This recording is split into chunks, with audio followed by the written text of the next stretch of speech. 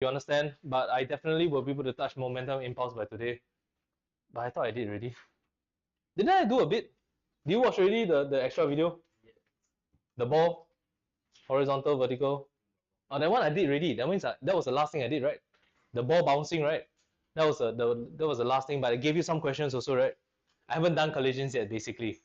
Okay, good. All right, that's what I want to do.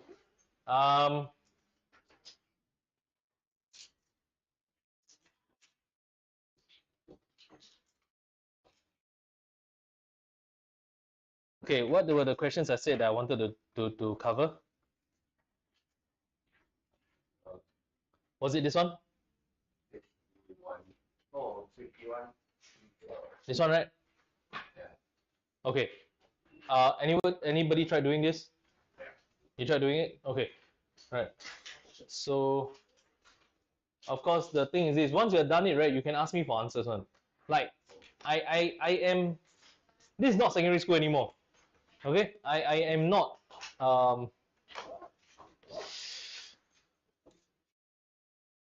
I'm not a babysitter. My job is this: you try the question you don't know, you ask me for answers, you look at the answers, you understand, that's fine. You don't understand, you ask me questions. Right? So I can't hold your hands anymore. Right? So yeah. I will. Okay, so if you've done this thing, I'll show you the answers first. No, these are the questions, sorry. Show you the answers. Question 51, 51 is it? Yeah. 51. 51. Don't worry about the written answers. If you've done the calculations, for C do you get 210, for D do you get 5 meters per second squared? Your two answers are here. 210 and 5 meters per second squared. Oh, sorry. 210 and 5 meters per second squared. No, no.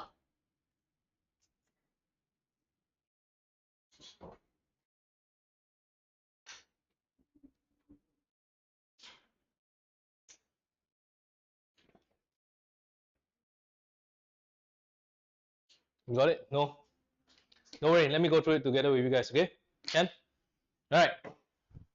No, because these are the things that I need to teach. I would have needed to teach you since secondary school, but you know, since you all didn't join me in secondary school, you all don't know how to do this properly. Right? So they did ask you for A and B, right? Draw the forces on the person, draw the forces on the elevator, right? I want you to draw them separately. Draw the person separately away from the elevator. Okay? Right? So this is what you need to do. You need to draw the person first, right? And then you draw the elevator. Right? Then you draw all the forces acting on each of them separately. Okay? Big fish, small fish, right? So this one is a big picture, sorry. Big fish, small fish is a drinking game. Big picture, small picture. So I want you all to draw the picture individually. So for the man and for the leaf, don't treat them as one object. They're not one object, okay? They're separate objects. Right? So for the man, what are the forces acting on the man? Mg, right? That's always the easiest one. Come on. Normal contact force from what? From the lift, right? From normal contact force. Then what else? What else? The rope, right? The rope, huh? Right? He's holding on the rope, right? Correct or not? Big question. The tension in this rope is pointing up or is it pointing down? Is it pointing up or pointing down? Okay. So what did I ask you to draw? I asked you to draw the forces acting on the man, on the person. So yes, I understand he's pulling the rope down. He is pulling the rope down, but the rope pulls him up. So the tension that's acting on the man is pointing up. Okay, this is very important. If you draw it downwards, this whole question is gone. Whatever you calculated, all wrong. Right? So you have to get this one direction correct. Right? All the directions correct. Everything. Now let's draw the forces acting on the bucket, right? The elevator. Right? What are the forces acting on the elevator? That's the weight of the elevator itself. Yes, I understand that. So there's mg of the elevator itself. Anything else? Tension of the rope, right? Pointing where?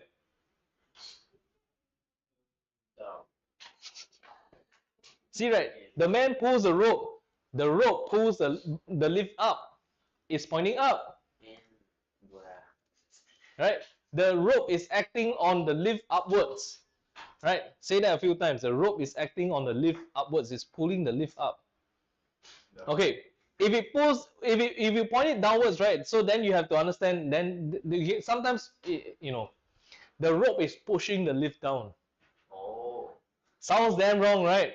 Right? Sounds like completely makes no sense, right? So you have to know that it is pointing upwards. Got this? Anything else? Normal. Good. Normal contact force. From the man. Good. By the man on the lift. So there's an N downwards here. I'm gonna call this N prime. Why do I call it N prime? Oh, cause it's action. Right? There's the action reaction pair of the force that acts on the man upwards. That's action reaction pair. Are we okay on this? Can I? Let's look at all the forces, okay? So there's this force here. You know what? I'm sorry. I'm gonna change this M here, this mg here. I'm gonna change it to capital M, right? Because that's the mass of the bucket, right? The elevator. So it has to be like mg. Another M lah. Basically, it's not the same M. So you're drawing the forces separately for each of them. You're drawing the forces separately for each of them. Okay. Part C. It tells you that the elevator is accelerating upwards at 0.5 meters per second squared. Accelerating upwards at 0.5 meters per second squared. Okay, before you do the calculations, my first question to you is this. Where is the lift going?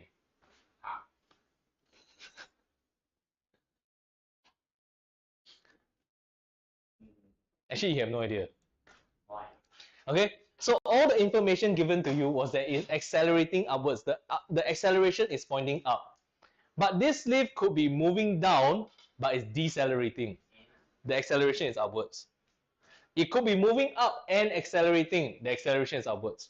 So telling you that it accelerates upwards, right? Actually, you can't tell the motion. You can't really tell whether is it going up or down, unless they tell you things like this. The lift was at the elevator was at first at rest, then it accelerates upwards. Then definitely going up for sure.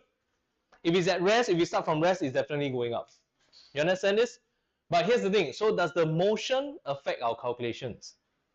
No, not at all. It doesn't really matter at all. It could be moving up, it could be moving down. We still calculate it the same way. Okay? But the acceleration is 0.5 meters per second squared. Okay, good. So the acceleration is this 0.5 meters per second squared. And the other one is also 0.5 meters per second squared, right? Do you agree that both the lift and the man are going upwards like this? Because that's what the contraption is all about, right? He can manage to pull himself up. So his acceleration and the lift acceleration is exactly the same. Okay, on this, can you come up with an equation for this guy?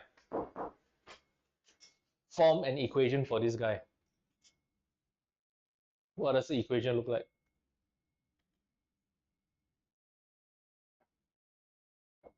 T1 plus N. T1 plus N equals to mg. Wrong. No. Because if you take T1, in fact, why do you split it into T1? It's one rope, right? So it's the same tension anyway. So if you do that, T plus this equals to mg, you know what you're trying to say? You're trying to say that they're balanced. Are the forces balanced? Why not? Yeah, good. There's acceleration. So come on, give me another equation that you can think of. T plus N minus mg equals to 70 by 0. Okay, so T plus N minus mg equals to ma. Right, equals to F net of the man. Okay? Yes, that's why I have to go through this. All right, especially since now you tell me that your teachers completely skipped this part. Right? You realize that your teacher didn't go through this part at all. Right? They completely skipped it. So I'm going through this for you. You have to learn how to do this. Okay? All right. The next one. What's the equation for the next for the bucket?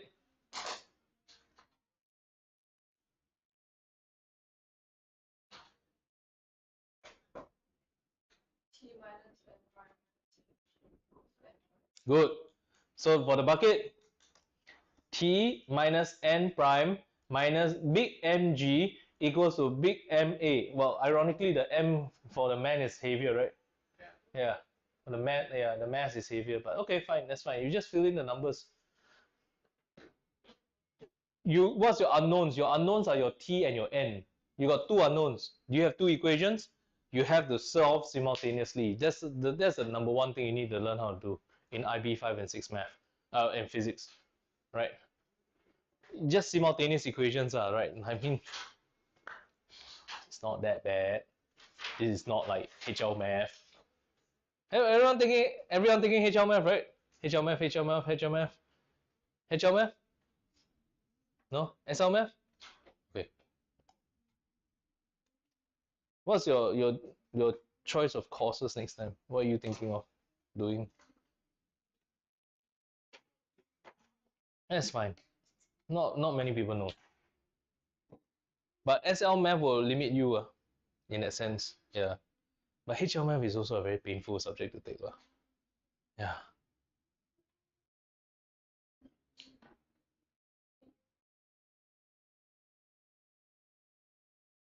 And then solve it.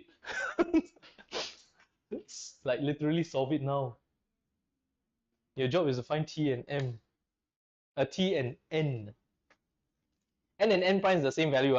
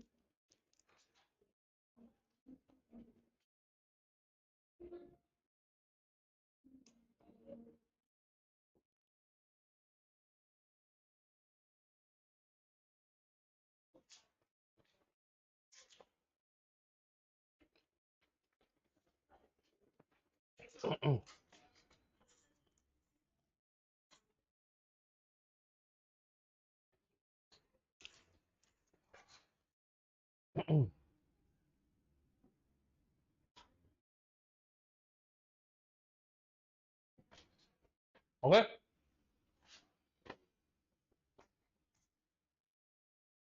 So if you found T, that's not an answer, but they'll help you find N. If you can sub out the T, then that's fine. Find N, right? That's the question anyway. How much is Okay. One negative.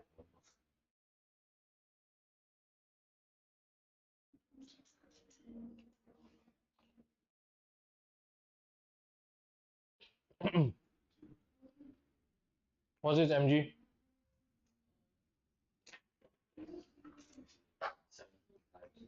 70 times 9.1. Then this one is?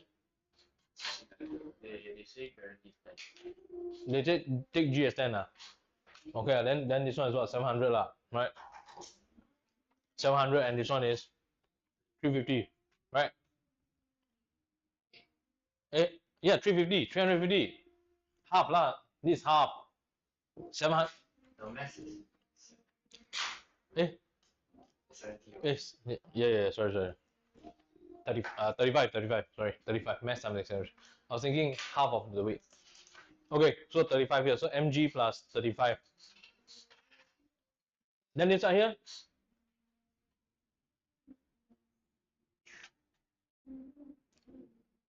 If you want, you can make the n the subject here and then the t the subject here and then sub it into that one there. Do you get 210? Everyone did lah, Ian. So it's on you lah. You go and ring up your Sec 2 math teacher and say, hey, how come I don't know how to do this? Okay, I'll check your work. Okay, so here's the thing. The reason why I wanted to show you this question here is this. I want you to learn this. So this set of equations is universally true. Yeah, that means like, you know, for whatever situation it is, right? These two, right? These two sets of equations will be true for the entirety of these two objects. Okay. So in the next part, right? In the next part, they ask you to find the acceleration given that the reaction force is 300. So what you do is you just sub in 300 to this set of equations, right? This time around your A is unknown, okay? And then you still can get the same answer. You can still get the correct answer, right? Okay, now. Okay, but here's the trick, huh? What you do need to notice is this. For this equation, right? For this man, right? What do you take? You know, you took t plus n minus mg. What were you assuming? You were assuming that the acceleration is pointing upwards. And then for the lift, you also took the t minus n minus mg, and then you also assumed that the lift was accelerating upwards also. Correct? What if it was going downwards and you didn't know? Doesn't matter. The value will give you the answer. So you assume both of them in the same direction first, then you sub in this value into the equation and solve simultaneously again.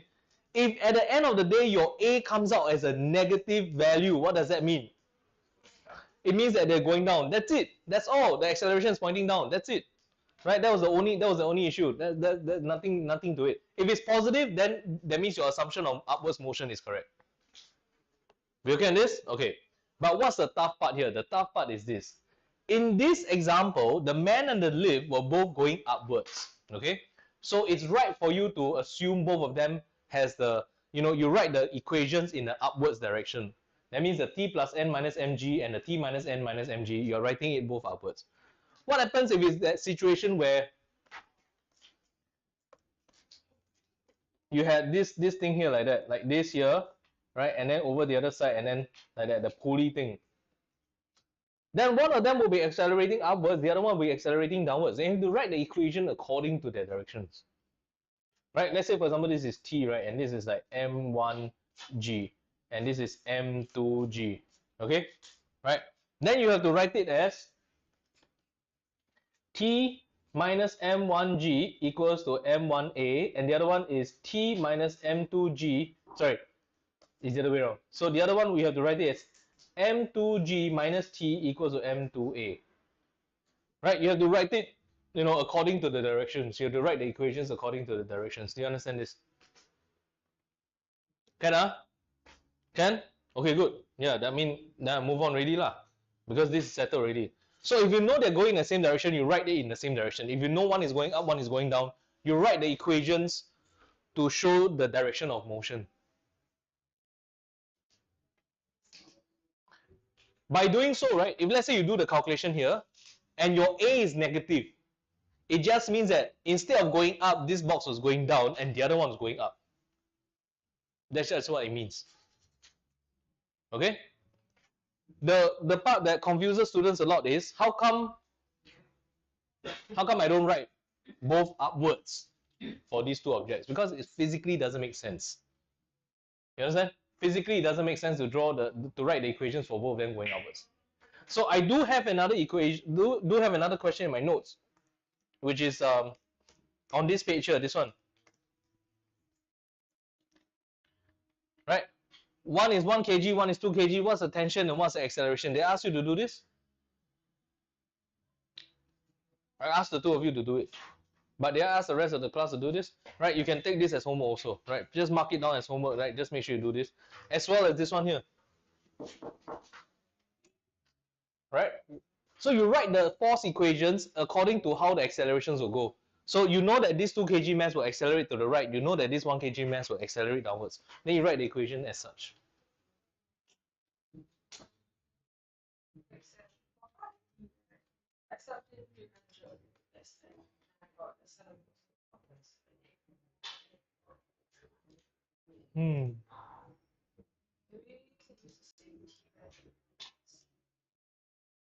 From just now? No, no, you don't use the same t values. Yeah. So in the part D, right? What you're supposed to do is you're supposed to sub in n as 300, right? Right, n as 300, correct or not? Sub in n as 300. And then the t is unknown.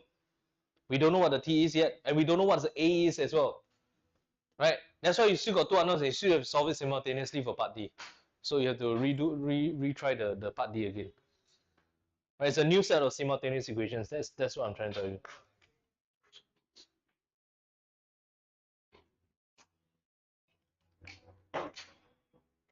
Wait, what equation? mg minus Yeah, m2g minus t. Because for this object, if I'm assuming this one's going up, right? Then this one's going down.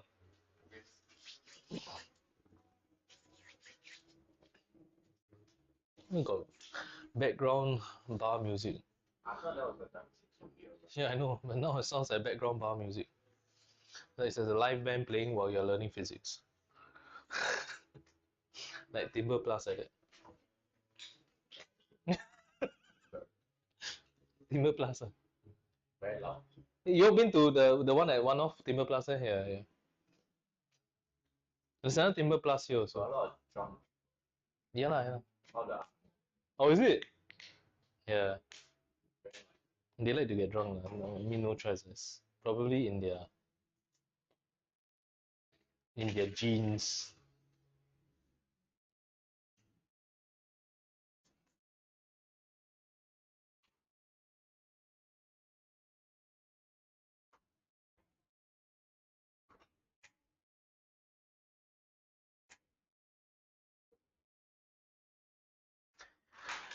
Oh, you're solving it? Okay.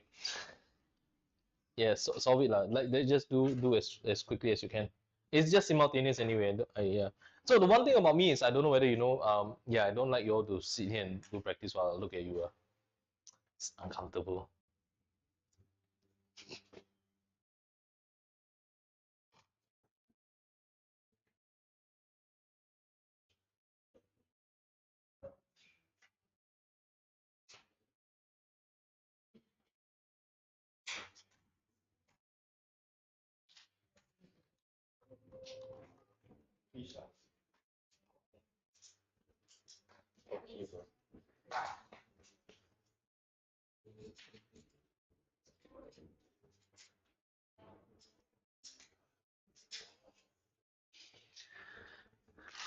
We okay? We good? All right. You got the answer? Can? Got it, huh? Okay, good. All right. Let's just finish a couple more questions before we move on to the harder ones. Let's do 53 now. No, let's do 53. 53, 53. This one here, unfortunately, the question didn't specify. So I'm going to tell you this: the table is smooth, so there's no friction on the table. Okay, but you kind of like have to do the same thing: big picture, small picture.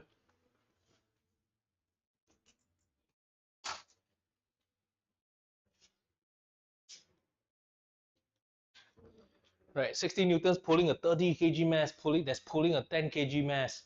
Right, the 60 newtons is pulling this object here. Okay, so the string here is 60 newtons. The question is, what's the tension in the string at the back here? Right, that's what they're asking. They're asking for the tension in the string joining the two masses. Like, what's the tension here? So we're trying to find the tension here. The thing is this: does the tension point forwards or backwards? both. Both. Okay, both. But then I don't know whether you understand. I understand. You understand? Yeah. Okay, I'll draw the two arrows for you. Okay. So okay, hang on. So I'll draw two arrows for you. Okay. Here's the trick that you need to understand. All right, these two arrows, do they have the same tension? Yes, they do. One string, one tension. One string, one tension. One string, one tension. Okay. Right. But here's the thing. The difference is this: this arrow that's pointing to the right is pulling which object? It's obviously pulling the object at the back, right? This arrow here is actually pulling the 30 kg backwards. Yeah, correct lah. Yeah. So there's two arrows. But here's the thing, you cannot calculate it by just like with both arrows at the same time. You can't do that, because if you calculate both arrows at the same time, they actually cancel out. Right? They actually cancel out. In fact, you look at question 52. 52, a massive string has the same tension throughout its length suggests why. All right. So basically, I'm trying to explain the question 52 is trying to explain why these two values are the same. Why is this t and this t the same, but they're pointing backwards, right? What's the resultant force on the string? Zero. The resultant force on the string is zero, right? So the two forces actually cancels out inside the string itself. Okay. But when you draw one arrow like that, you should be able to tell that this tension is pulling the 10 kg mass. If you draw it the other side, it's pulling the 30 kg mass backwards. Whoa, busy man. Okay, so let me teach you how to solve these kind of questions. You see this a lot. You see this a lot in your school homework and all that, right? So I'm going to teach you the most efficient way, the most sensible way to solve this. Number one, big picture. Look at the entire thing. The 60 newtons is carrying both of them, right? Right, just like how you carry your project group members, right? Right, the 60 newtons is carrying both of them, right? Down here like this. What's the total mass of the entire thing? 40 kg. So if 60 newtons is your pulling force, there's no friction, right? And it's pulling the 40 kg, what's the acceleration of the entire system? 1.5. Yeah, there you go. The acceleration will be 1.5. Okay? And then the next most important question I gotta ask you is this: do they move with the same acceleration? Yeah. Does this one move the same acceleration as that one? Why? And what I mean by it's like that? It's the same thing. They're connected. They are connected. This guy is connected to that guy, right? So they are moving together. If they have different accelerations, this string would have long ago, right? It would have broken long ago. Okay. So they have the same acceleration. So let me ask you this again. Now we look at small picture, right? Let's look at this guy here. And then we ask ourselves this: how much must the tension be in order to make this 10 kg mass accelerate with 1.5? That's the question you have to ask. Because this 60 newtons doesn't exactly act on the 10 kg. It acts on the whole system. If you zoom in on the 10 kg, only one force pulls it, which is this tension here. Right? So how much should this force be in order to keep up with the same acceleration? 15 or 15 newtons or? You understand this? This is how you calculate it. Okay? So the answer is 15. Answer is 15. But you know what I want to do? I want to do a bit of sanity check. All right, I want to check on the 30 kg mass just to make sure that this is consistent, right? So if I look at the 30 kg mass, right? That's a 15 newtons pulling it backwards, according to our understanding of what tension is. So let's circle this dude up, and let's look at the forces acting on him. There's a 60 pointing in front, there's a 15 pointing behind. Overall, how much? 45 newtons. 45 newtons on a 30 kg mass. 45 is the resultant force. 30 kg, what's the acceleration? 1.5. Does it work out? Yeah, it works out. So everything will always work out this way. Right? This is how you do these kind of questions. Can? Ah. Yeah, the tension is the force that's pulling it backwards. Yes. You're right. You get what I mean? Okay? Can? Part B of this question, what happens if the objects are swapped? And you just jump to conclusions. You just jump to conclusions only. Right? Yes, I'm going to swap it around. So you got your 10 kg mass in front, 10 kg, and then your 30 kg mass behind, like that. Right? So you realize that for the same acceleration, because the overall mass is still the same, but for the same acceleration, the tension there at the back becomes 45 newtons in order to give the 30 kg the same 1.5 meters per second squared. Right? Using the same concept, right? Oh, what's the moral of the story? Actually, What? yes. Yeah, I mean that's exactly what we're doing lah. But of course I have to break it down, right? To help you make sense of it. If I teach you like that, hey, you see 60 divided by 4 times 3. Okay. Then it'll be just like me teaching in school, right? That's how they do it in school. What? Ah, like that lah. Okay, good. Move on. So no, I have to explain to you what the whole thing is. You want to develop your shortcuts later on, you can develop, no problem. All right, as long as it follows the same concept I'm teaching. But what's the moral of the story here? What's a real life application moral of the story? If you're pulling objects, right, don't attach the heaviest one at the back. Put it in the front. Because it's less likely for the string to snap, even though everything else is the same. I mean, real life application, right? So if you have like pulling along a chain of things, right, don't put the heaviest one at the end. Put it in the front. So there's a less likelihood for the string to snap. Amount of effort wise is still the same for you. It's just that the string might snap if it's like 45 compared to like just now 15 newtons. But then when the 10 newtons at the back, then there's one point up. Huh? Like the 10 newtons. Yeah. So the 10 newtons gets a 45 pointing backwards. Yes, you're right. Yeah. The 10 gets a 45 pointing backwards. But if you do the math, it's the same. 60 minus 45. 15 divided by 10. Huh?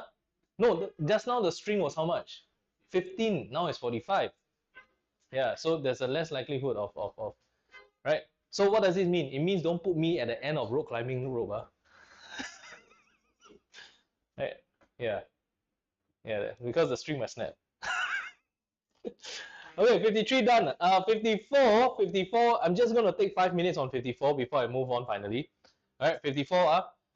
54 I done for Glendon and Jeremy already. So 54, I'm just going to do it. Did I do the 54 with you guys before?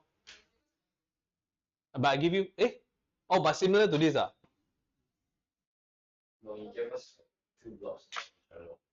Oh, 2 blocks on top of each other. That one, oh yeah, that one is another question on its own. But I'm talking about 54. Did I ask you to do 54? I asked you to circle 54. Didn't?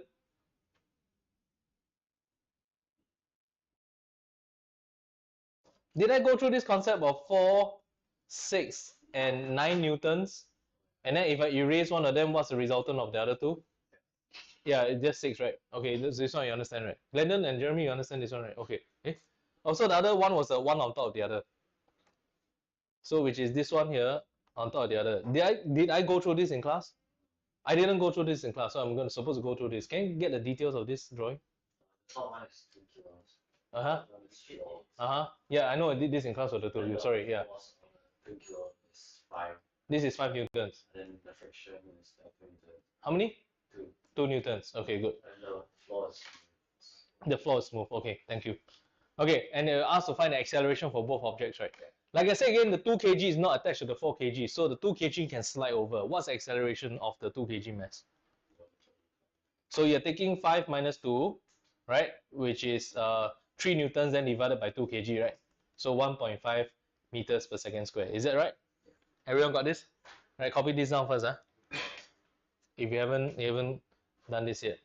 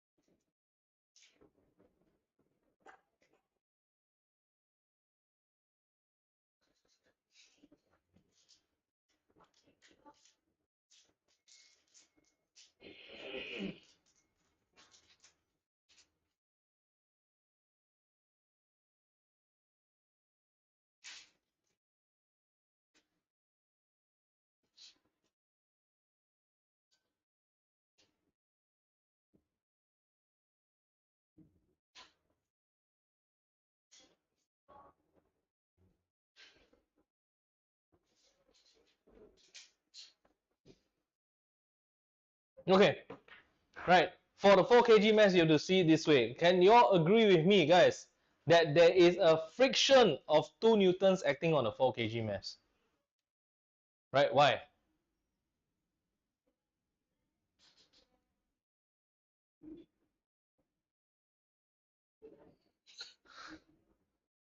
If I ask you why is there a 2 newtons force acting on a 4 kg mass, how do you explain this? Yeah, action-reaction pair, that's it. Yeah, this is just Newton's third law, right? This is just straight up action-reaction pair. So this 2 newtons force, always remember, like, how I deal with forces, right? Forces is always on something by something, right?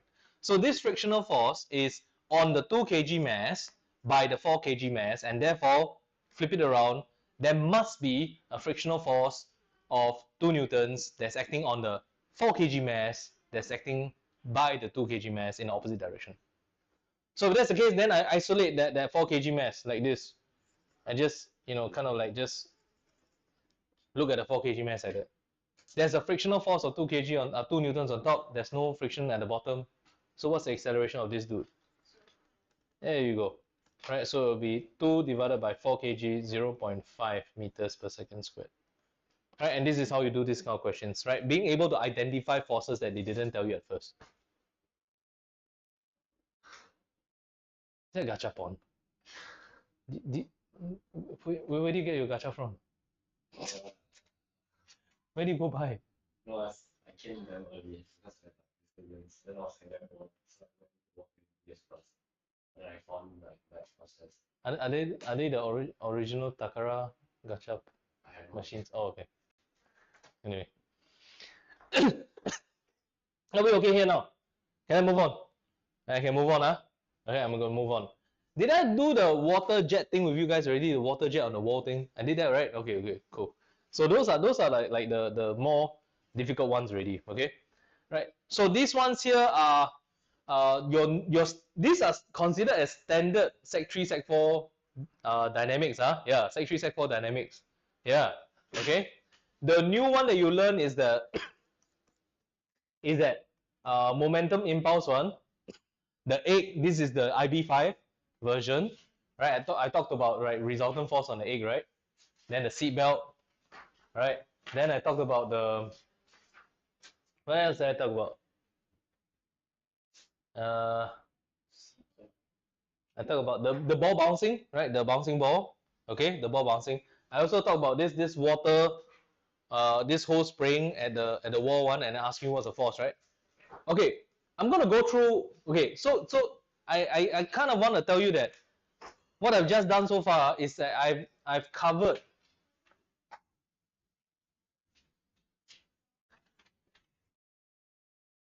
almost one scenario per type of question. So they can ask you different questions. They will ask you different questions, right? They will change this to, let's say, a helicopter, right? But the way to solving that kind of helicopter question is the same. They may change this to the rocket, right? I told you there was a rocket question I gave you as well, right? The rocket question being this one here, this space rocket one. Okay, this space rocket here. Right, I told you that there's this kind of question as well. Right, I think I'll go through this in a while. All right, I'll go through this question in a while just to help you understand this. But these are the higher level questions really. Okay. There's one more though. It's a conveyor belt. I think I'll go through the conveyor belt. So what are the scenarios that I've done so far? I've done the ball bouncing. I've done the water jet on wall. Right, I've done the water jet on wall. I'm gonna do the rocket and fuel one, which is the same concept as this one, right? Then there's the ball bouncing horizontally, okay, right? Then there's a helicopter for this one, right? Helicopter one belongs to this scenario. So helicopters are all these three scenarios here.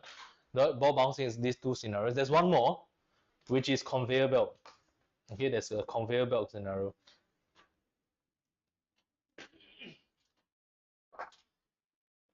Somewhere in it. Okay, so I've gone through at least one of this one and one of this one, right? I think I will do the rocket one first before I do the conveyor belt. Then I go on further. Okay, so I'll do the rocket question now. Do you have the rocket question in front of you? You have? Okay, let's do this now. Huh? This rocket has no weight. Why? Because it's in space.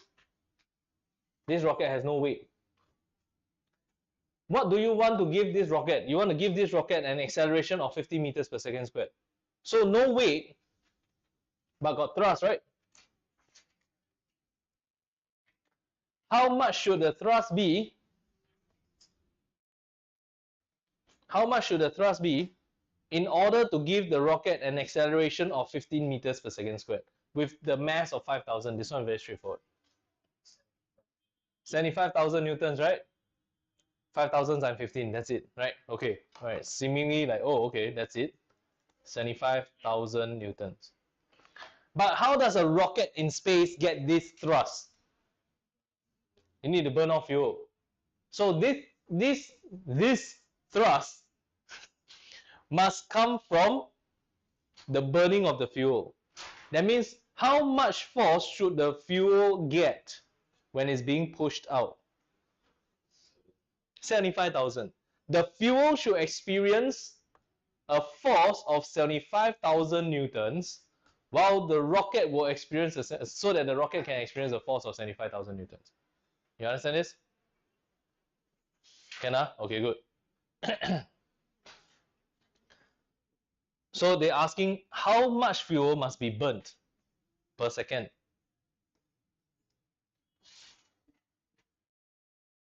So once you see this and you realize it's rocket science, then you should understand that the force on the fuel is equals to, I'll give you two options, m dv dt or v dm dt. Which one?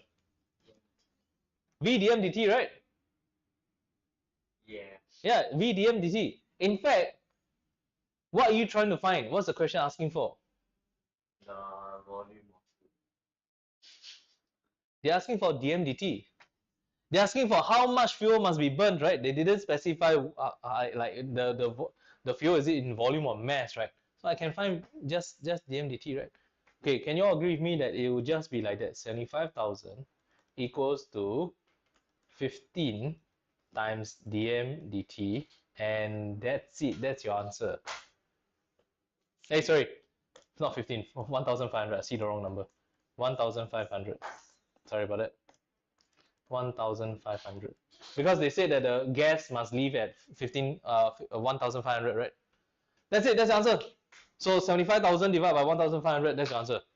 So what's the amount of dm dt? 30 kg per second. Yeah. Hello. Jialat leh you. shag. What shag? Shag from what? I tired, bro. Yesterday the OCBC arena water polo only what? No, I'm training this morning. 50 kg per second. Okay, so you need to burn 50 kilograms of fuel every second, right? For that 1 second, in order for the acceleration to be, for the force to be 75,000, so that the thrust can be 75,000, so that the rocket can accelerate with 50 meters per second. Cannot. Okay. Side question. What happens if this rocket is on Earth, but with the same fuel burn rate? With the same fuel burn rate, right? What is the acceleration if this rocket is on Earth with the same fuel burn rate? Okay. So if you have the same fuel burn rate with the same velocity, right? Then that means that the thrust provided is still the same, 75,000. But let's say this rocket now is on Earth, right? Meaning something like that. You have to now consider the weight of the rocket. So what's the weight of the rocket?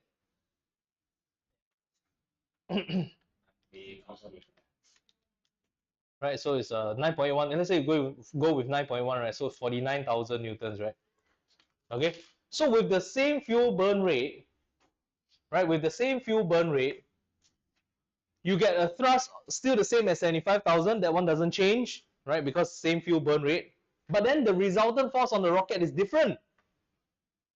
So my point is this: you have to remember that when you calculate this, right, the V dm dt, right, you're calculating for the fuel. When you're calculating this is what? This is Newton's second law, right? Resultant force, action reaction. Resultant force is rate of change of momentum, right? When you're using this equation, this is for the fuel, not for the rocket. After you calculated the force for the fuel already, then you say that, oh, the rocket gets 75,000 upwards. But it's dependent on whether this rocket is on Earth or in space. In space, no weight. On Earth, there's weight. So what is the new acceleration of this dude?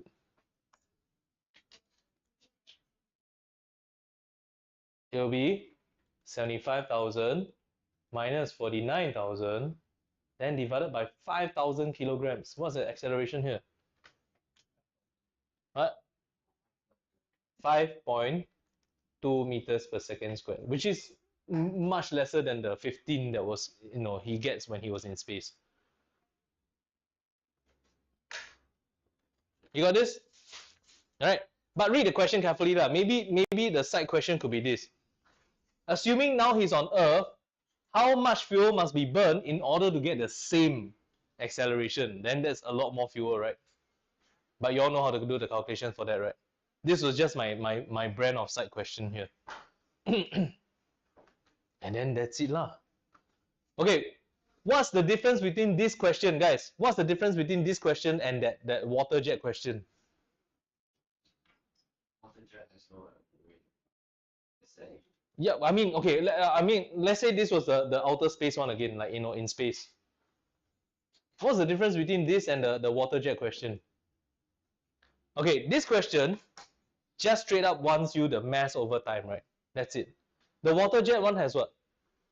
Has area, has volume, got density. All of that was to help you find the mass also. It's the same idea, it's just to help you find the mass. In fact, I can change this question to tell you that maybe the fuel nozzle at the back, right, is like there's a certain area, right? Then with the certain speed here, you have to go and find the velocity of the gas, right? And then I have to give you the density of the fuel also. You understand what I'm saying here? Right? So you just have to remember that when you do these kind of questions, when you do the F equals to dm v dm dt or m dv dt. What? Oh, that was not my projector. Okay. When you do this too, this is for the fuel. This is for the water. This is for the air of the helicopter that's being pushed down. This is for the rocket fuel. Can I? Okay, yeah, that was the thing. Okay, now I do conveyor belt. Right, let's do a conveyor belt one. So conveyor belt,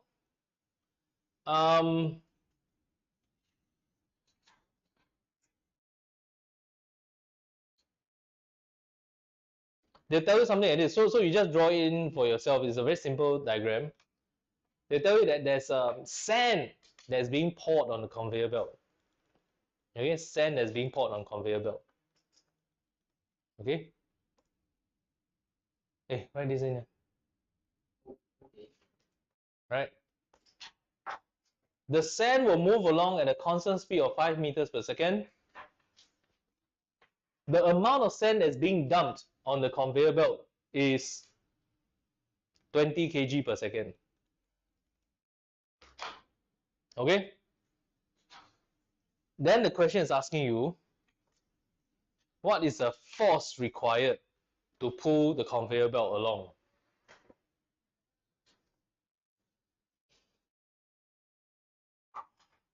Can? If you want a simple answer, yes, the answer is just F equals to 20 times 5. 100 newtons, that's the answer. Okay? But let's try to explain why, okay? Alright. What was the horizontal momentum of the sand before it hit the belt? Horizontal momentum of the sand is 0, right? Horizontal momentum of the sand before it hit the belt is 0. After it hit the belt, can you agree with me that the sand gained momentum to the right? Does it make sense? So does the sand experience a change in momentum? Yeah, it does, right? It does experience a change in momentum. How much momentum does it gain per second? 100. You just take the mass, you take the velocity, right? 20 kg every second times the velocity it gains, 100 kg ms minus 1 is the momentum it gains every second. Okay, huh? Very straightforward, right? Yeah. I'm gonna ask you this, okay? So the force calculated here will be v dm dt. Right, so it's 5 times 20, 100 newtons. I'm gonna ask you this, okay? What happens if there is no force? Oh, Yeah, then the sand won't move lah, right? The sand will not move forward. You understand this? Okay? You understand the idea here? Okay, good. So it's 100, huh? Okay, side question for this one, this concept here. This one here is an important one. Huh? Can you tell me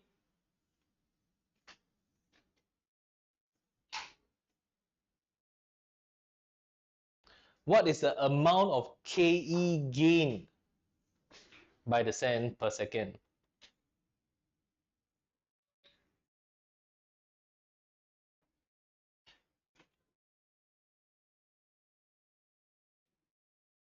How much KE gain per second, guys?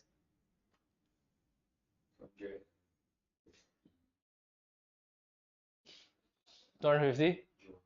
Right? Because half mv squared, right? You're doing half mv squared? Good. So half mv squared. So every second there's 20 kg of sand gaining 5 meters per second of speed, right? So therefore it's half mv squared, half times 20 times 5 squared, right? This is like you said 250 joules, right? Okay. What's the power of the conveyor belt? What's the power of the conveyor belt? Okay, granted, guys, I understand this. Wait, I understand this. The power of the conveyor belt. This one you haven't learned yet, but it's calculated as force times velocity, right? F times V. Okay, so I'm telling you this now. Yeah, now I realize why I shouldn't be doing this now. I should only do this after work energy power. But never mind, I tell you first. Force and velocity, okay, is power of the conveyor belt, which happens to be 500 joules. Okay, so I want you all to understand one thing. The conveyor belt uses 500 joules every second. Sorry, this is watts. This is joules per second. Sorry, I'll just put joules per second. Every second, the conveyor belt uses 500 joules to move the sand.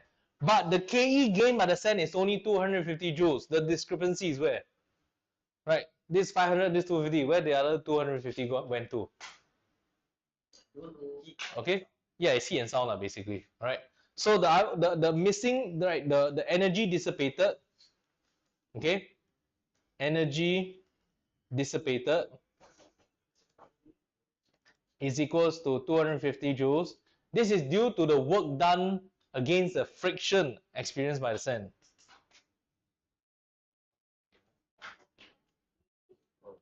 Friction is due to work done against friction, right? That's acting on the sand. Why is that friction? If not, how the sand move forward? I thought it's like staying on the same floor.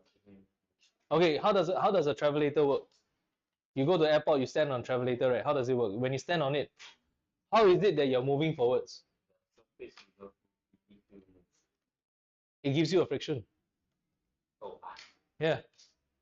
The surface below you pulls you along, right? There's a friction acting on you. Did I not go through this? I thought I went through this already. Like when you stand on a travelator, the travelator pulls you along. So the only force that's really acting on you is the frictional force. Yeah. Did I not do this? I thought I did this. Okay, never mind. You just take it. Right? You just take it as the friction is pulling you along. So anyway, the same idea for the conveyor belt. So there's the sand falls on the conveyor belt. Friction is pulling the sand forwards. Okay. But then because of the friction acting on the conveyor belt backwards, that's the work done against the friction. Right? So there's useful work. The useful work is the friction that pulls the sand. That's the amount of KE gain. But then there's useless work, which is the friction that acts backwards on the conveyor belt. That's the energy loss to the surroundings as heat and sound. Okay on this? Can? Okay. Now I can move on already. I can go on and teach you the other stuff of dynamics already. Okay. Except one more thing. I just need to add in one more thing. Cable car. Since I didn't do this, that means I haven't done the cable car yet. Yeah. So I'm going to do the cable car now. Can? Right. But just to make sure you understand this, this is year 5 stuff. This is IB5 stuff. This one here is year 3, year 4 stuff. Right? That means as you stand on the travelator, you should understand that friction is pulling you along. The concept of forces should be known very well in year 3 and year 4. The calculations are the year 5, year 6 stuff, right? which I think yes, your teachers have skipped a lot. So you know, that's why I keep going back and forth, because I'm just making sure that I'm just checking whether you know this. If you don't know this, then I go through that, right? Then otherwise, yeah. But both of them are equally important in the final IB exams, right? Your year 3, year 4 forces and your year 5, year 6 forces, right? You need to know all of them, right? So I keep going back and forth. So the next thing I want to do is cable car. Cable car is the year 3, year 4 thing. Can I close this now? Right? After I've done the cable car, then we can take a quick break. Okay. Okay, this is the cable car. Right? There's a dude standing here like this. Right? The cable car accelerates this way. Can you inform me of the forces that acts on this man? mg and the normal contact force, right? Okay, how should I draw the normal contact force? I should draw it upwards. I should draw it with a bigger arrow.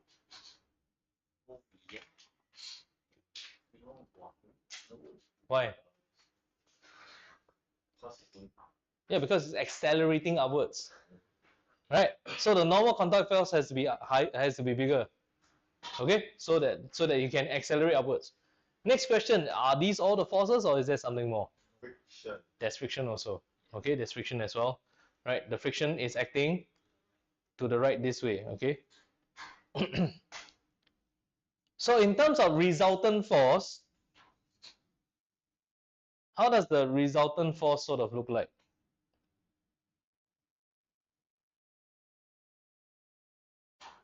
It definitely must be along the same as the acceleration, right? Okay, good. Right. So in terms of resultant force, the resultant force will look like this. There will be an arrow like that. This upwards arrow is N minus mg. Do you see that this is the resultant vertical force? Yes. N is bigger than mg, right? Yes. Then you have the friction here, which is pointing this way, right? Which is this friction here, right? And then how do I find the resultant of these two? Resolve means to break down. I'm trying to add. So how do you add? One is pointing up, one is pointing to right. How do you add?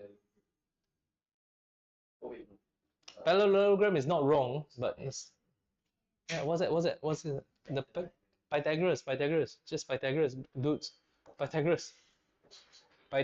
This is your F net. Right? Sorry, it should be the same direction as the A lah. So I try to mimic the same acceleration here like this. Shit. My gradients be off. That means this frictional force must be a bit bigger.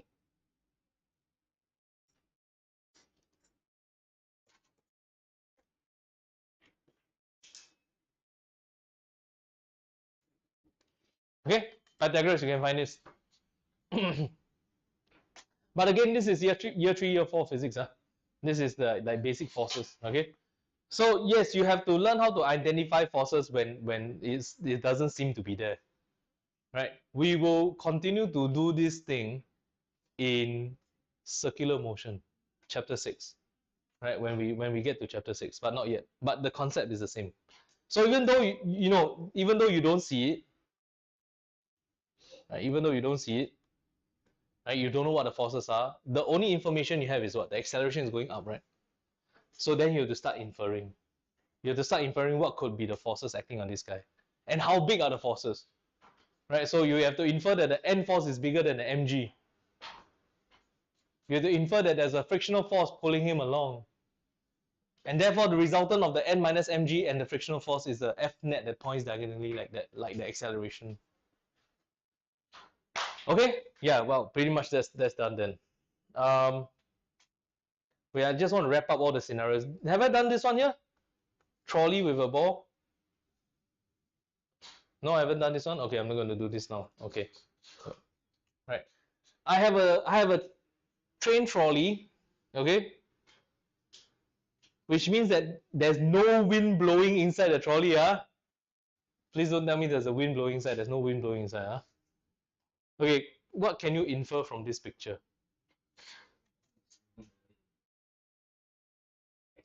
The car is moving back. Accelerating where? Okay, you can infer that the ball is accelerating to the right side. The acceleration is this way, okay? But you cannot infer that it's moving to the right. Why? it could be decelerating. That means the velocity could be pointing here, but it's actually decelerating, right? Or it could be moving here and it is accelerating. So the only thing you can infer is again the acceleration but not the motion. I hope you understand this. Are you confused by that? You look a bit confused by it. Okay, okay, good. Right, so there you go. Right, okay, now the next question is this. How do you want to explain this? How do you come to this conclusion? What's the way that you want to use to explain, like, how do you came to this conclusion that it's accelerating to the right?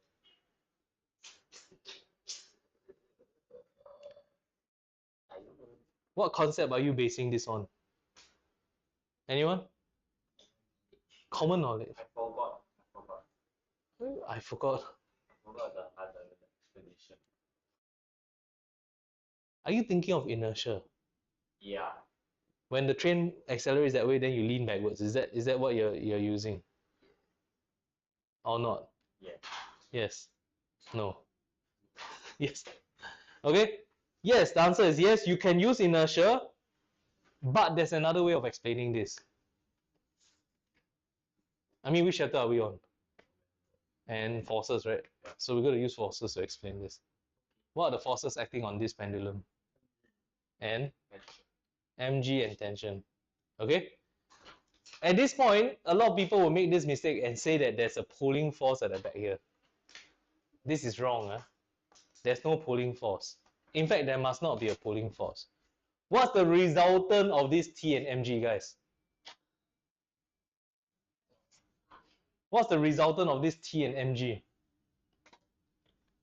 Okay, so if you draw the T force here and you draw the mg force here, I'll tell you this, okay? The resultant definitely 100% must be horizontal this way. The F net must be horizontal. Why? Because the acceleration is horizontal, so the F net must also be horizontal. That means if I draw a parallelogram of the tension and the weight, it must give me a horizontal resultant force. Can you copy this down? Oh, very picture. Talk to you all. Wow. You want more paper?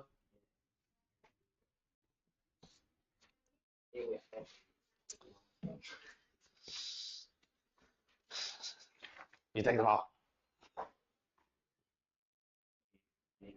Okay? So from just simply the motion of the trolley with the pendulum swinging to the back, you must infer that number one, there's only two forces. Number two, the resultant of these two forces definitely must be horizontal, like perfectly horizontal, not at some weird angle pointing up or pointing down.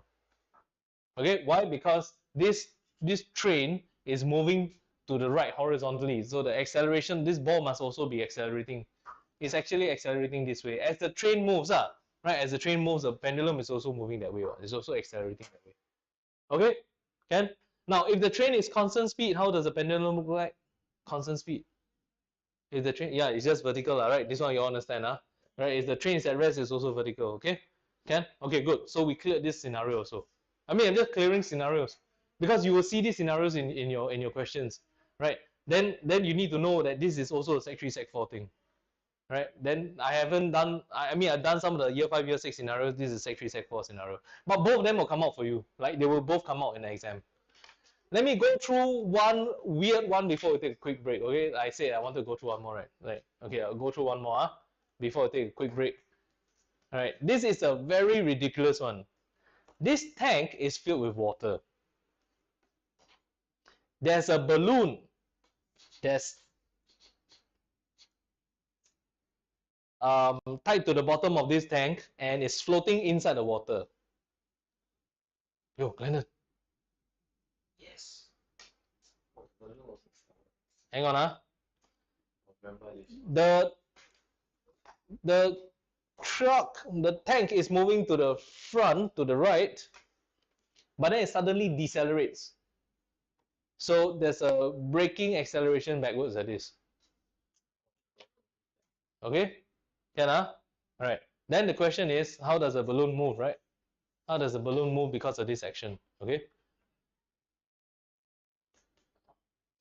If it was the pendulum just now, right? If it was a pendulum just now, if the acceleration is at a is pointing backwards like this, the pendulum will swing this way, right? Okay. The idea here is, this is a very annoying scenario. If the acceleration points this way, the water will rush forwards.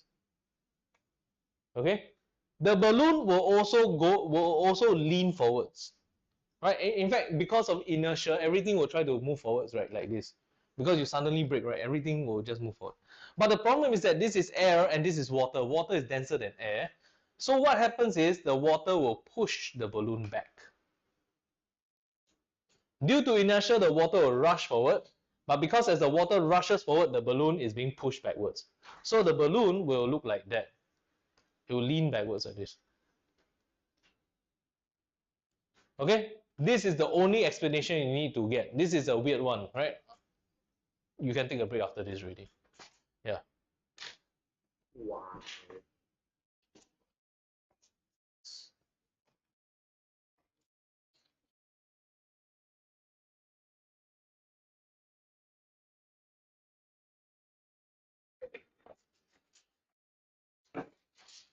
Take a toilet break, snack break, anything you want? Yeah, this After this one? Still momentum. Yeah, still momentum in course. Huh? I need you to print out my You- one time. Oh, you're about to. Oh, Yeah. do you have the cable? No, Oh no, you got nothing. no. Wait, USB-C? Yeah, USB. USB-C. Let's try to save it. I got a plug. I'm quite sure I had a USB-C cable somewhere.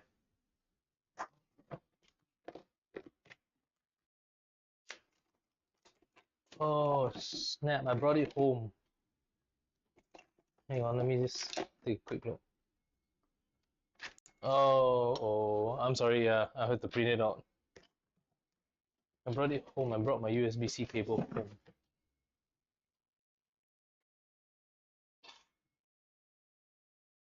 Yeah, let me just do a last check.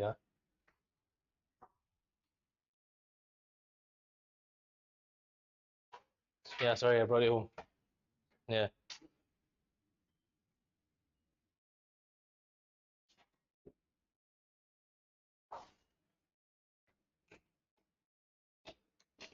Yeah, okay.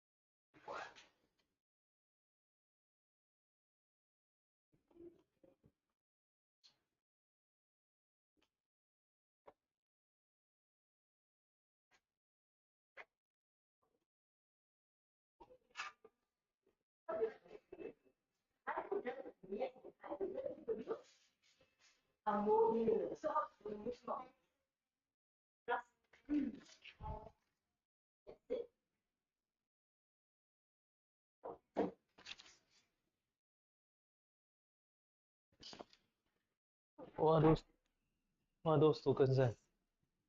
What's that? What? What's that do?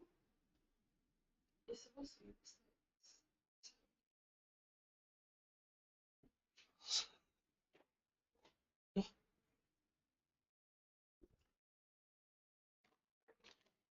nah.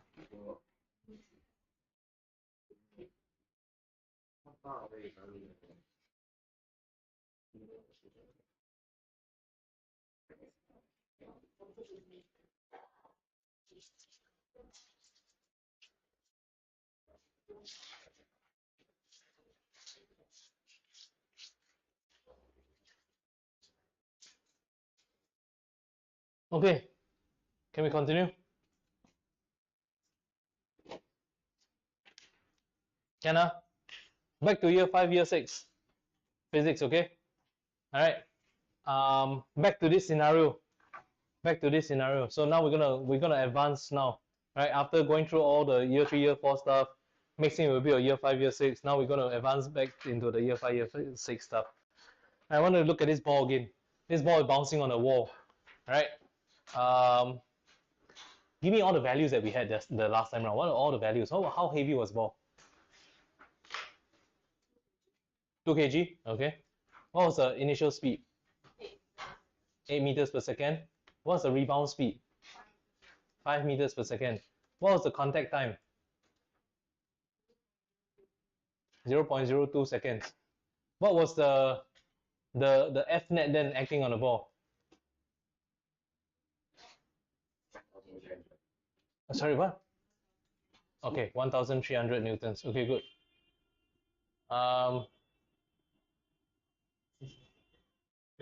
Salah. Yeah, angry people, no, seriously, very angry people. Okay, there you go. My point is I want to draw a graph for this. Okay, if I ask you to draw a graph, right, you realize that if let's say I ask you to draw a force time graph, okay, right? No, don't draw the graph yet, but let's say I just give you the axis like this, right? Let's say I ask you to draw the force time graph, okay? Do you understand that you only have one value, right?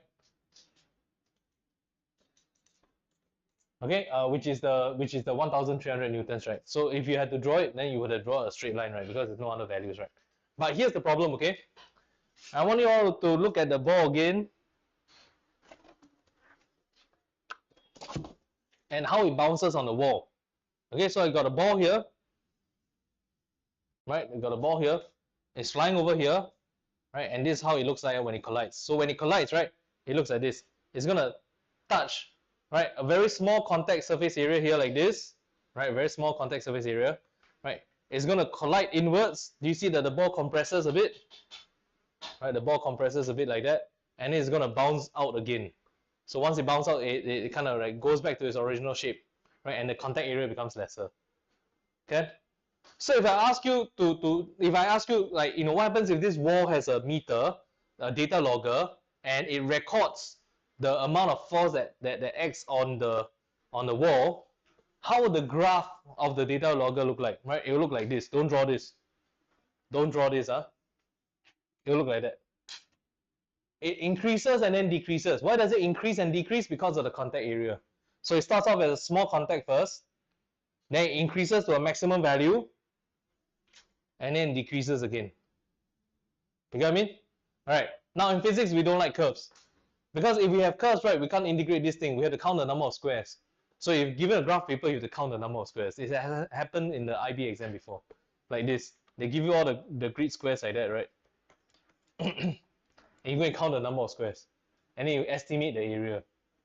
Okay? So usually we don't do that. What we do instead is this. We approximate it to a triangle. We approximate it to a triangle. You understand this? We approximate it to a triangle. You can draw this in now. So instead of a curve that goes up and down, we approximate it to a triangle. Here's the problem. Where does this 1,300 Newton fit into this graph? Where does the value 1,300 Newton fit into the graph? Right, I'll tell you this, it's not the top value there. It's not the top value here. Okay? Okay, before we move on, let's backtrack a bit. Can you tell me what's the change in momentum for this ball? What's the del P for this ball then? Let's backtrack a bit. What was the change in momentum for this ball? What's that? 26. 26 kg ms minus 1. That was the change in momentum, right? It was basically 2 times 8, then plus 2 times 5, right? So 26 kg ms minus 1. Everyone agree with me on this? Okay. When you have a force time graph, what represents the change in momentum? I think I went through this briefly, right? Did I go through this? If you have a force time graph, what gives you your change in momentum? Right, so if you write out the equation, F equals to dp dt, then dp equals to what? F times dt, right? So what does the change, how is the change in momentum represented on a force time graph? It will be the area, force times time, the area of the graph. If it's gradient, then its force is equals to the gradient of a momentum time graph.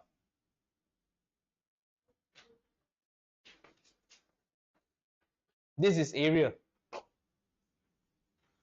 Okay?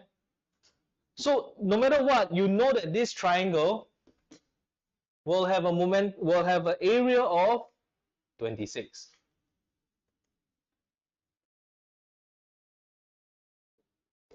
Do you understand this? What does this time, how much is this time here? The impact time is 0.02. The impact time is 0.02 seconds, 0.02 seconds.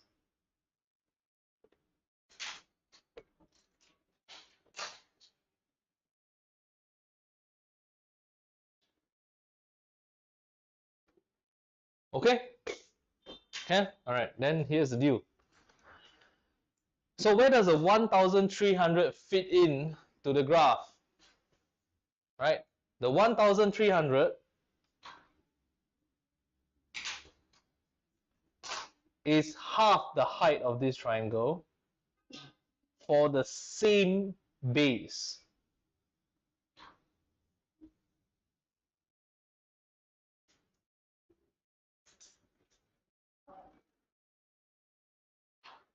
Because the area of this rectangle is also going to be 26 kgms minus 1. So what is going on here?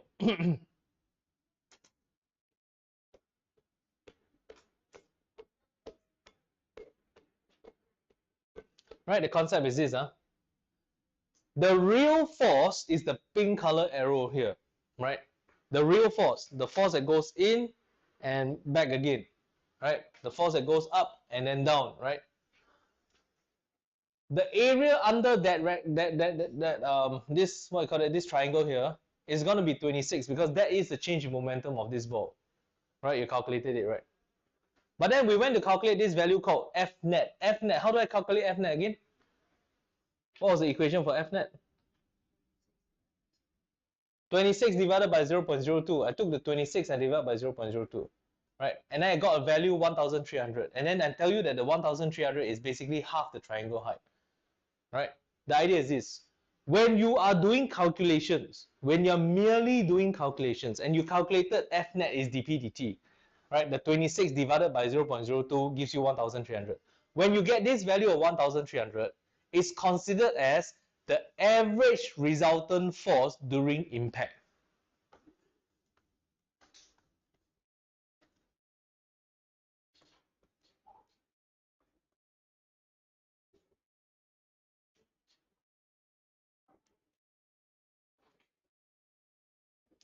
Because a single value of 1300 does not represent the true force that's acting on the object. Right, you see the ball, right? The ball goes over, collides, right? The force actually goes up and down. The 1300 is just considered to be like the, okay, so what's your average value throughout this impact time? The average value is 1300. So does this mean that this 1300 is wrong? No, it's completely correct. It's completely correct. It's the best answer that you can get because in actual fact, the graph goes up and down and you don't even know what's the curve like. You can't even conclude that this rectangle here is half of the curve peak height. You can't even conclude that. You only know that it's for the triangle. Yes, it's true. Because they have the same area. Right? So who's right, who's wrong? The best answer is actually still F net equals 1300. I just wanted to show you that when you do this calculation, you're actually calculating an average resultant force during the impact. You're not calculating the step-by-step force. The step-by-step force is this value, this pink color one, it goes up and goes down. That's the step-by-step, but you are not required to calculate any values of that. Can you also agree with me, guys, that this value on the top here is 2600? You look at the value at the top there, that's 2600. Do you agree with me on that? Okay? You must understand that this value 2600, right, is completely useless. Like there's no value to you at all. Yes, it's the maximum force. Yes, I know that's the maximum force. When does the maximum force happen? When the ball is at the maximum compression to the wall, like that, right? When it's like flat like this already, compressed so much already, right? Just before it starts to bounce backwards, right? It's 2,600. But why is it a useless piece of information? Because it only exists for that one instance in time only. It doesn't tell you the average force during the impact. The average force during the impact is still 1,300. Okay on this? Good. Okay, Can okay, so what does the area of a force time graph give you? Recap, what does the area of a force time graph give you? Change in momentum. To be very specific, it gives you the change in momentum. Okay or not? Gives you the change in momentum, not just momentum, gives you the change in momentum. Because I'm gonna teach you something else. So on my notes,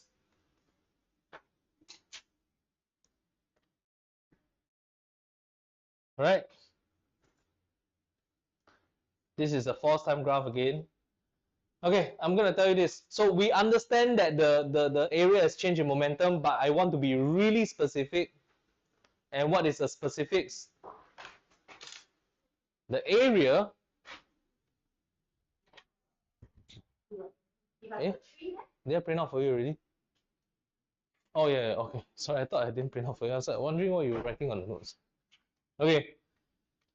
Now by definition, I hate this part. By definition, the area of FT graph is equal to this thing called impulse.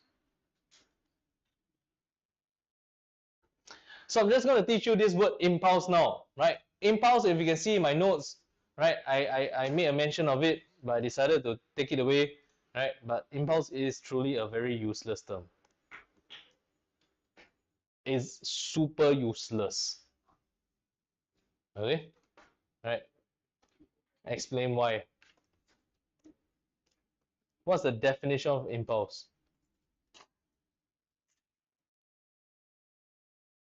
What's the definition of impulse?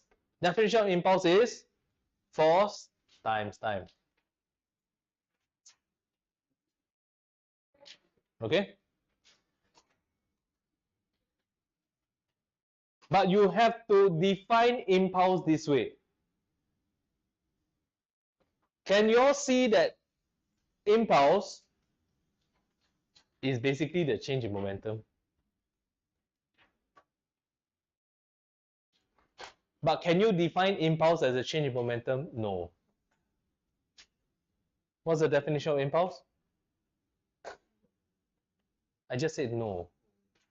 What's the definition of impulse? Force times time, that's it. Right? The force times the impact time. That's the definition. Then you can go on and say, which happens to be equals to change in momentum. Where are your notes?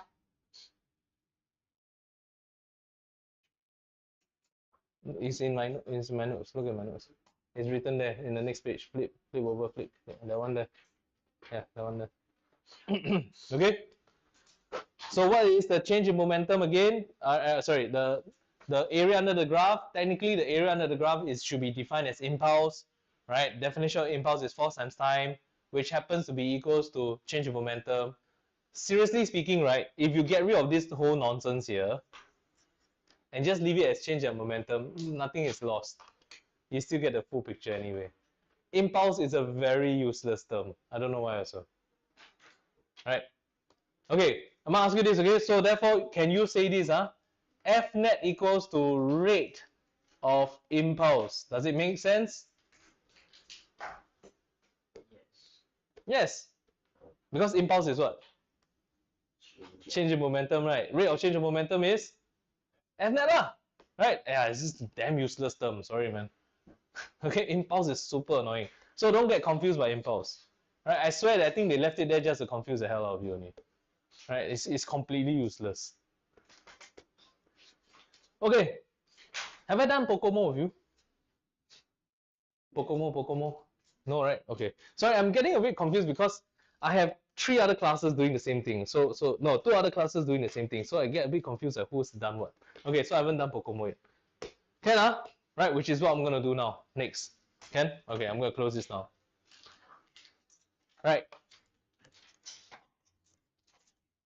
I'm just gonna skip all these parts here because this one's here you don't need to know. Right? I'm gonna talk about conservation of linear momentum.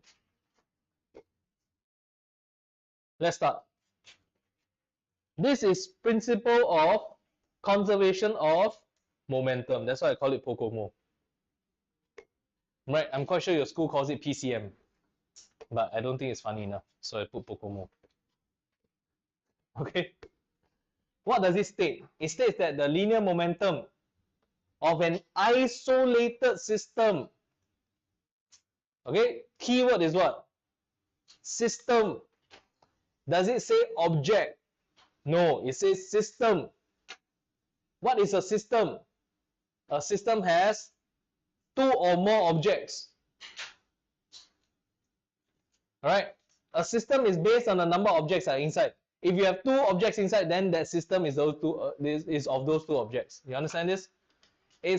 So the principle tells you that the momentum of the system is conserved before and after the interaction. What sort of interactions is it? For the most part, you'll deal with collisions. Right? So if I have these 2 objects and they're going to collide towards each other like this, all right? What's the system? The system is this thing here. This is the system. And the momentum of this system will be conserved, all right? I say conserve, right? You can cancel this out, will always be remain constant. You say will always be conserved. Okay? Before, after, and during the interaction.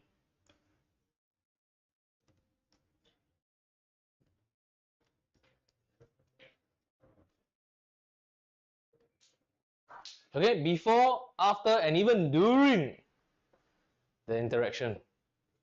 Okay, write this down, because I'm very sure a lot of your schools don't actually bother with this part here. The before, after, and during, they don't bother. They just tell you before and after, or they just tell you conserve. That's it. They don't give you more information other than from that. So before, after, and during. You're okay with this? Can Okay. I think the first question is why? Why is momentum conserved? Let's answer that question first. Okay? But before we answer the question, maybe I'll just point out to you, this conservation of linear momentum, right, is a principle, right? Means that no matter what kind of situation, right, momentum is always conserved, right? There will never be such a case where momentum is not conserved, not even an exception. There are no exceptions to this principle. Do you understand this? So I'll ask you this, okay? I have 2 objects, they collide with each other, right? Can the momentum not be conserved? Never. It must always be conserved. All right. Is there any special situation that maybe something happened, then maybe something happened, maybe the momentum won't be conserved? Is it possible? Not possible at all under any situation or circumstance. Momentum must always be conserved. All right. Even if it's such a weird thing like this, let's say I have 2 plasticine balls, right? They collide and then they move together, right? They collide and then they move like this. Okay. Momentum is still conserved. Or even one of those situations where these two objects collide and they come to a complete stop. Momentum is also still conserved for the entire system. Then of course the question is why lah. So we need to figure out why now, right? Can? We need to figure out why now, huh? Okay, good. So this is what we're gonna do. Alright, so prove Pocomo. I'm gonna ask you to prove Pocomo. First one, object A going towards the right side. Okay? Object B going towards the left side. Right? They have this velocity here and this velocity there. Is there a force acting on A or B?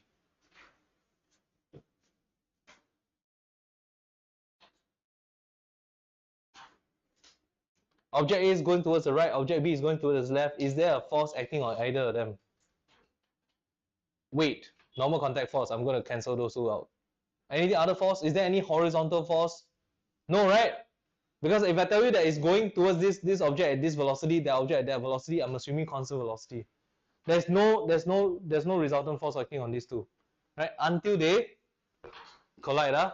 So I'm gonna make them collide now. So in the collision, both of them are touching each other like that.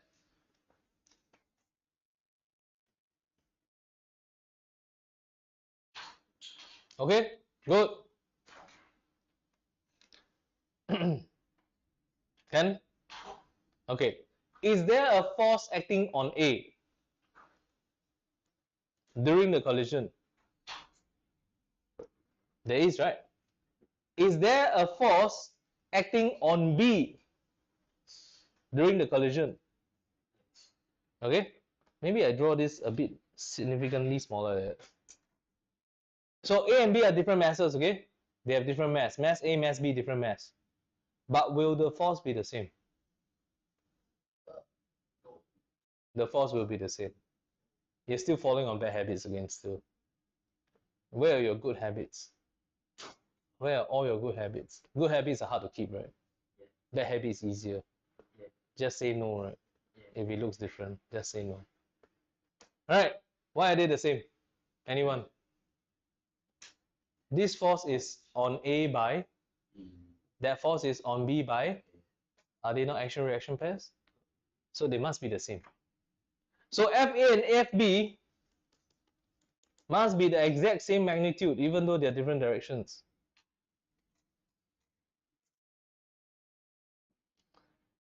Cannot, right? So force is the same, right? Can I now ask you, is the contact time the same for both of them? Are they in contact for the same amount of time? It has to be lah, right? A touch B, B touch A, they're in contact for the same amount of time. Even after they separate, they're also out of contact, right? Okay, so they have the same amount of contact time. Okay on this? Can I? So can I ask you, what does this look like then?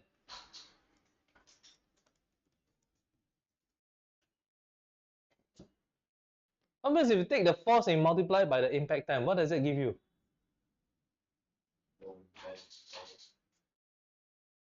Change in momentum, which is otherwise defined as impulse, right? It's supposed to be impulse, right? But impulse I can just do away, like just completely useless, right? So would you agree with me that the change in momentum of A is equals to the change in momentum of B? Correct? Okay, let's do an experiment. Come, Jeremy, give me a wallet. Walao, Glendon, give me a wallet. Don't fake like I told you, no, never bring wallet. Walao, it's so convenient, never bring wallet. Come, Ian, your wallet. Bring our wallet. But inside my wallet, I got $2. Come, let me see how much money you have. 50, yeah? Okay, guys, you got $50 no, okay?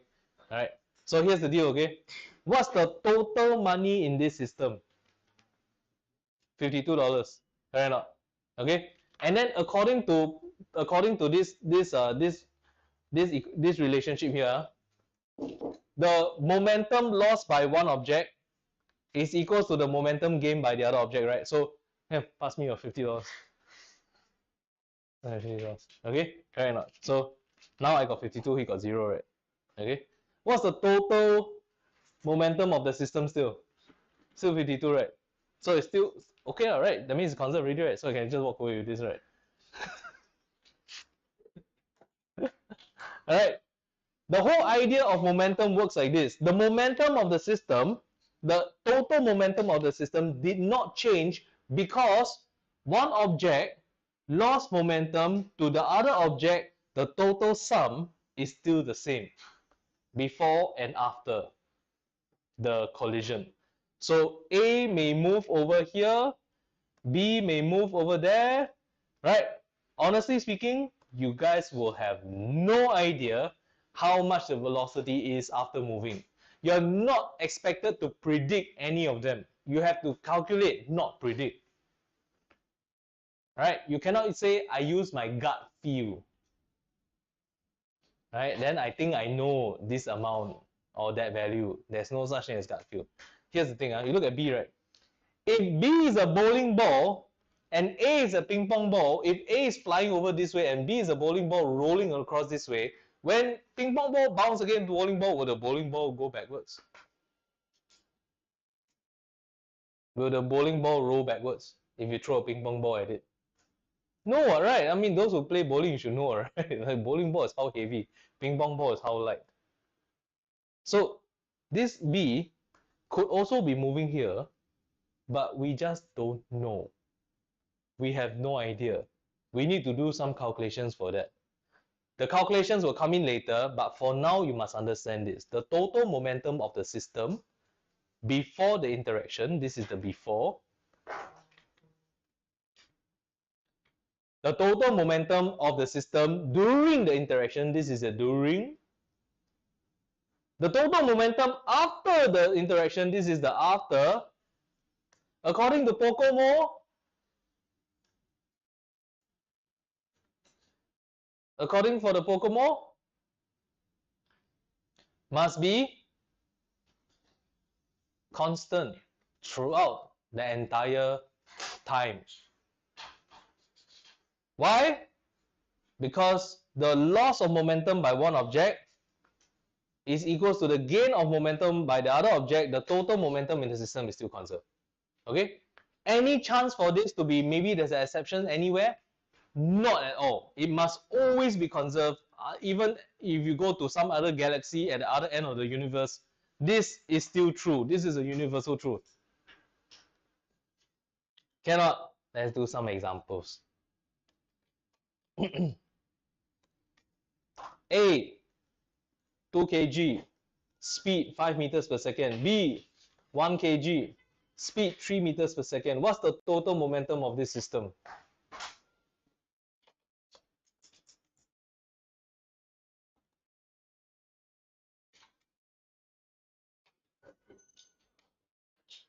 Momentum is a vector.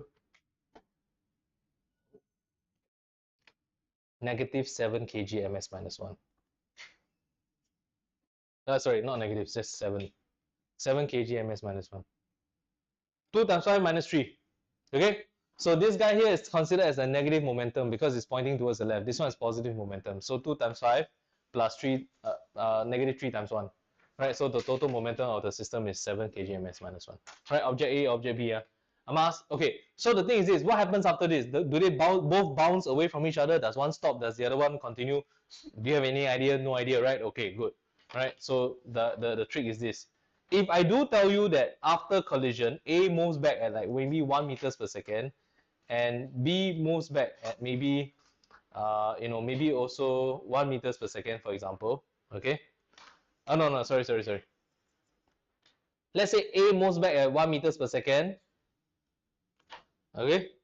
Then what happens to B then?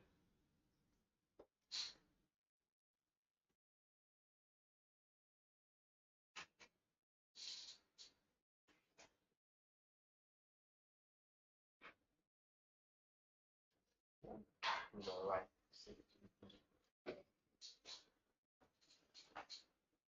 Okay? Alright,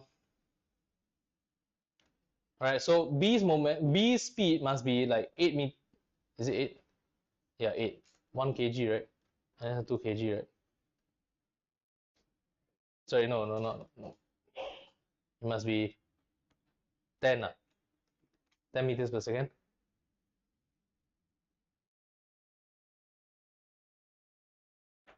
Does it make sense? This is 10.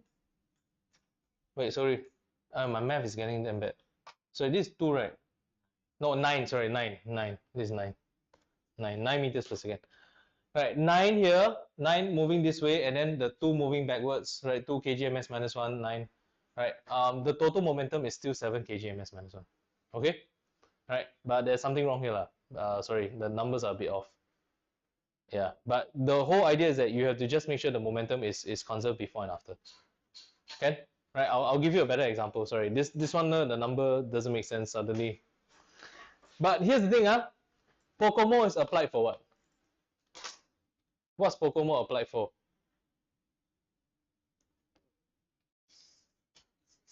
can only be applied to the entire system, right? And the system is these two interacting objects, right? Okay. Can I apply Pocomo to a single object? Is momentum conserved for a single object? No, momentum is not conserved for a single object. It is conserved for the system, but not a single object. Look at the momentum of this object. It was 10 at first and then it became 2, pointing to the left. Is momentum conserved for this guy? Not at all. Right? So momentum is conserved for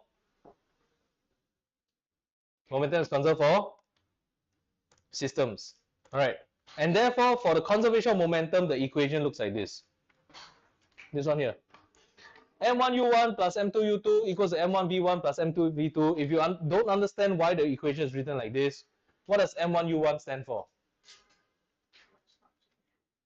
I mean, mass times initial velocity. So what does this whole thing here stand for? This is the initial momentum of object 1. This one? Initial momentum of object 2. This one?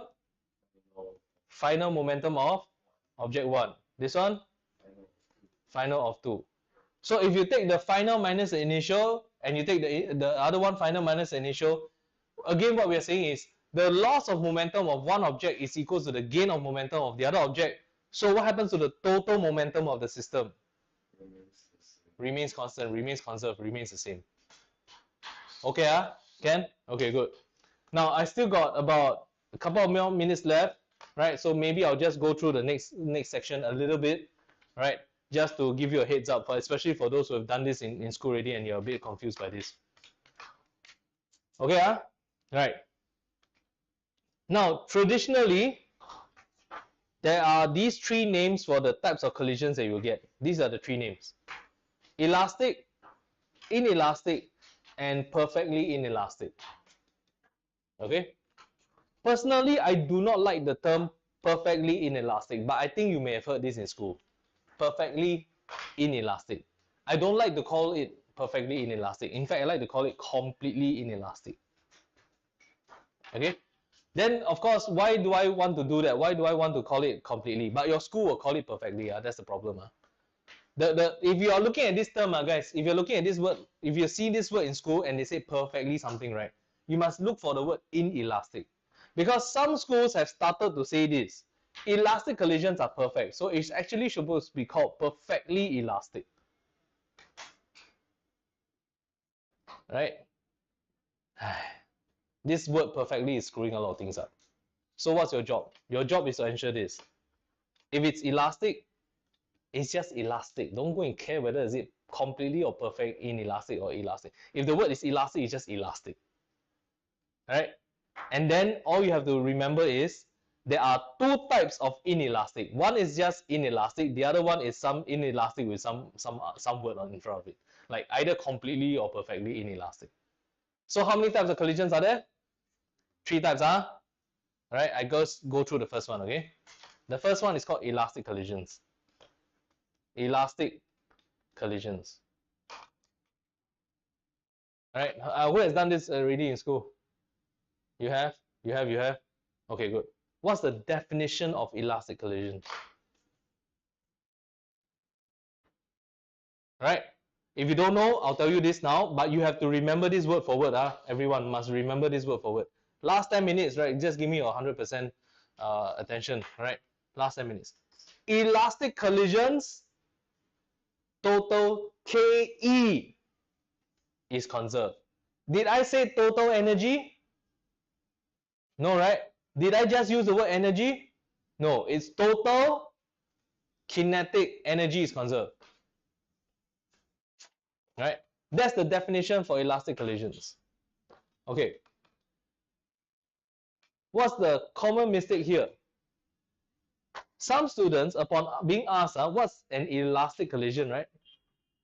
Okay, what's an elastic collision? They will answer this by saying that, oh, elastic collision, I know this, elastic collision, momentum is conserved. Mark you wrong. Why? Why can't I define elastic? Shouldn't momentum be conserved? Why did I get marked wrong for writing that elastic collisions momentum is conserved? What happened there? Exactly. Elastic collisions are not defined by the fact that momentum is conserved. Momentum should always be conserved. That's not your definition. That's not your definition. It's not part of your definition. If I ask you what's an elastic collision, you can, if you want to, you can say that, oh, a collision is where momentum will be conserved, but an elastic collision is where total KE will be conserved. Okay? So if you don't want so much hassle, what do you remember? You just remember the elastic collisions, total KE is conserved. Don't mess the words up.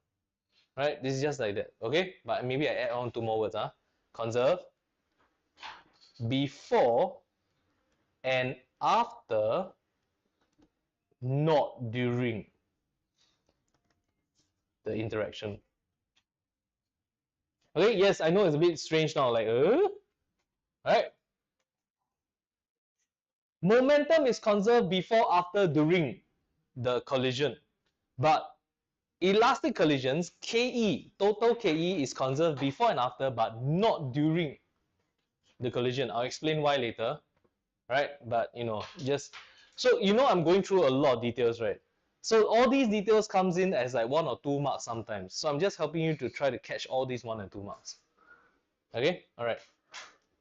Total K is conserved. Do you see the equation there? Do you see this equation here? What does this equation look like to you? No.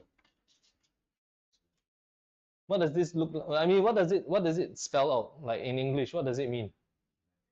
It's KE, right? KE of the initial KE of the first object, initial KE of the second object, final KE of the first object, final KE of the second object, right? Right, half mv square, half m1u1 square, half m2u2 square. Right? Take a red pen, please, guys. Take out a red pen, and then you strike out this equation, and you swear to yourself never to use this equation. Yeah, all right. You don't use this equation ever because this is a nightmare to use. See how many squares there are? What happens if you have 1 unknown speed? Well, good luck to you, man. Or you have 2 unknown speeds. What are you going to do? Factorization? What, quadratic solving? No, we don't use this equation at all. But what you do need to know is this. Because of this conservation of energy, it leads to this equation up here. Right? It's simplified into this equation. This one you have to use. Okay? This one, if you can tell, is a mod sign u1 minus u2, and then mod sign v2 minus v1. Okay? All right. I'll tell you this. This is RSA equals to RSS. All right. For those who've done the earlier lessons, what does RSA stand for? What does RSS stand for?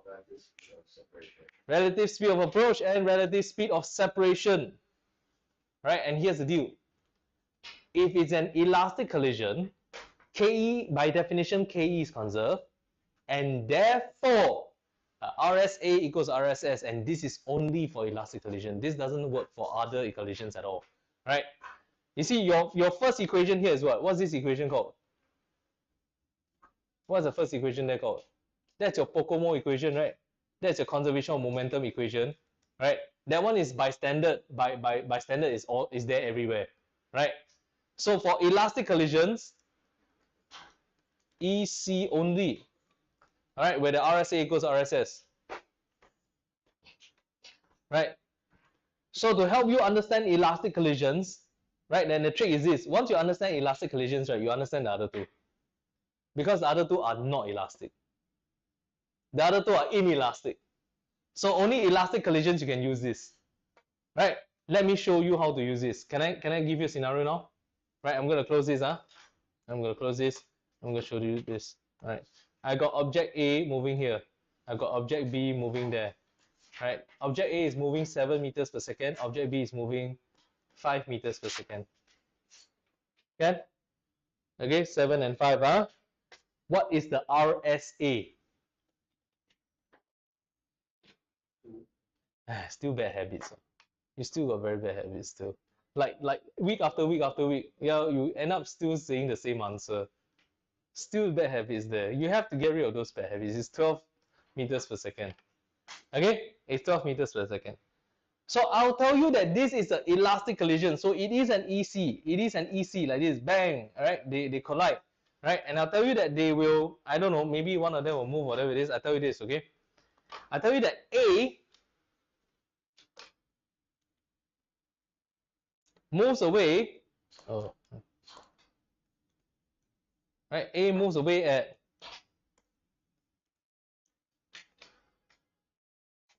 15 meters per second. Phew. It moves away at 50 meters per second. I want you to tell me where B is gone. And notice I didn't tell you the mass because you don't need the mass. When it comes to elastic collision, the only thing you need to check is the velocity. What is the RSA? How much should the RSS be? And therefore, deduce what is the speed of B and in which direction.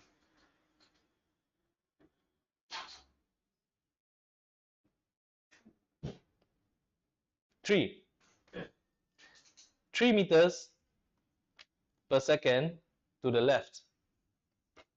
Because the separation relative speed should be 15 minus 3, which is still 12. So RSS equals to 12 meters per second still. Right? Why? Because I need to fulfill the elastic collision condition. And that's it for elastic collisions. Like, the trick is to understand that as long as you fulfill this, right, relative speed of motion, right, it's an elastic collision. Right? I give you an example. What if, let's say for example, I don't know what kind of collision this is. It might be elastic, it might be inelastic. And I tell you that A right, bounces off at 10 meters per second, while B bounces off, the B continues to roll on at 3. Is this an elastic collision?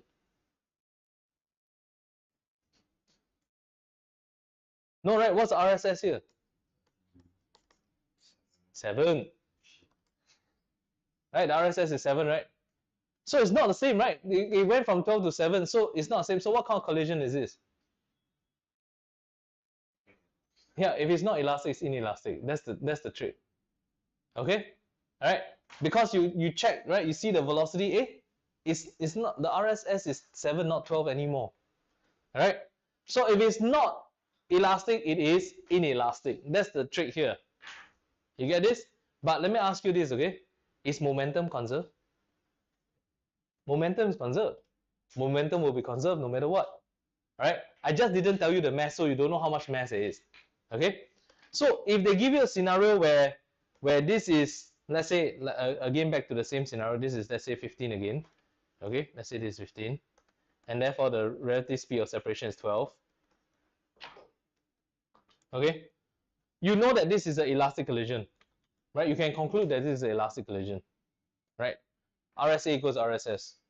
Elastic collision. Is momentum conserved? Momentum conserved. Right? In the other scenario, if they change the values, they have to change some of the masses also. Momentum will also be conserved. You understand this? Okay, I'll stop here now. I'll continue this next week because I think it's quite shag already. Can someone make a note and say that next week, right, what we're going to do is we're going to find the ratio of MA to MB. Ratio of MA to MB. By next week, I would have finished momentum already. Yeah, for sure. Next week, I'll finish momentum, and I may even go on to work energy power.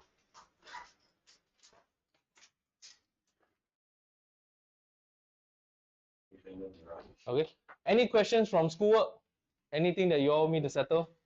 Do you see the video for that question? You figure out what's my issue with them, right? On this, right? Yeah, because it's sliding down.